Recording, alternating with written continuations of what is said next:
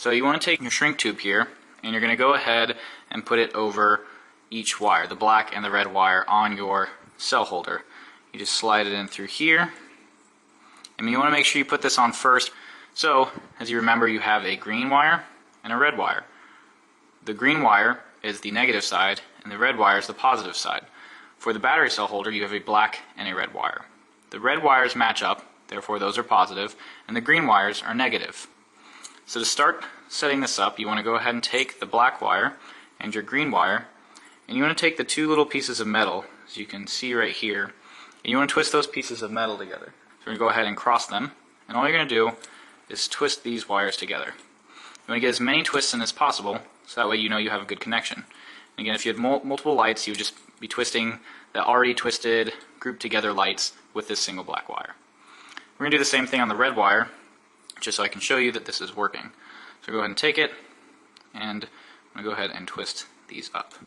So if you accidentally, if you wanted to shorten this, or you accidentally cut off this little piece of copper wire, you don't have to worry, because the coating, which is the colorful part of these wires, is actually removable.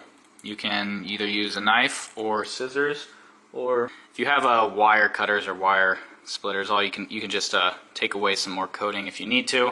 But this wire is pretty durable, and as you can see, it did not break at all.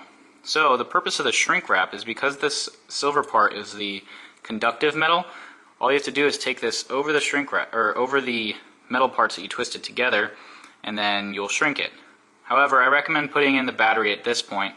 Still cover the wire so you don't accidentally touch it, but putting in the battery, and make sure that you did your wiring correctly. So just as a reminder, you have the positive side here and the negative on the back side. So you just match the pluses up. You just push it in, and your light should turn on. So the last step is to go ahead and shrink this tube, because our light is working. Again, this is for your personal safety, and it's also for the safety of the lights. If you've ever had a car and you touch a positive and negative terminal together, you can create a spark.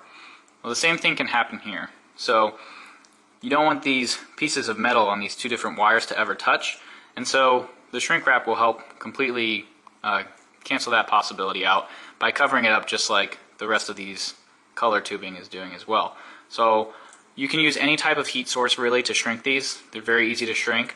I prefer just a lighter, because I have a lighter accessible. So I've got the tube, it's over my twisted pieces of metal, and all I'm going to do is just a little bit of heat, and hopefully you can see that it's already shrunk the tube greatly. So you can tap it down a little bit if it's pointy at some points, and then you just want to let that cool. And then after a few seconds, it's cool to the touch. And again, just to show you, these lights will still work, and now my wire's safe.